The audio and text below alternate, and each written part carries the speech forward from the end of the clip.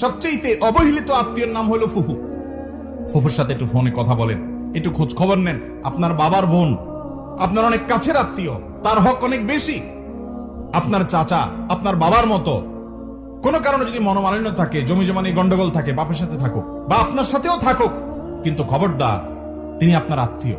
কিয়ামতের দিন বান্দার হক, মানবাধিকার সম্পর্কে যখন আপনাকে প্রশ্নের মুখোমুখি হবে, যেই মামলার নিষ্পত্তি আল্লাহ নিজেও করবেন না, ওই মানুষ থেকে মাপ নিতে হবে, সেই মামলা আপনি ধরা পড়ে যাবেন, তখন আপনি বিপদে পড়বেন। এই জন্য সেই সময় যেন আপনি মুক্তি পান, নাজাত পান, এই জন্য চাচার সাথে সম্পর্কটা ভালো রাখবেন।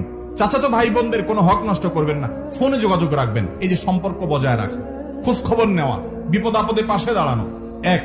নাম্বার 2, দানের ক্ষেত্রে অন্য গরিবের চাইতে আত্মীয়দেরকে প্রায়োরিটি দিতে হবে। আপনি যাকাতের টাকা দিবেন, আপনার আত্মীয়ের ভিতরে যদি গরিব লোক থাকে, আপনার চাচা, আপনার চাচাতো ভাই বোন, আপনার ফুফু,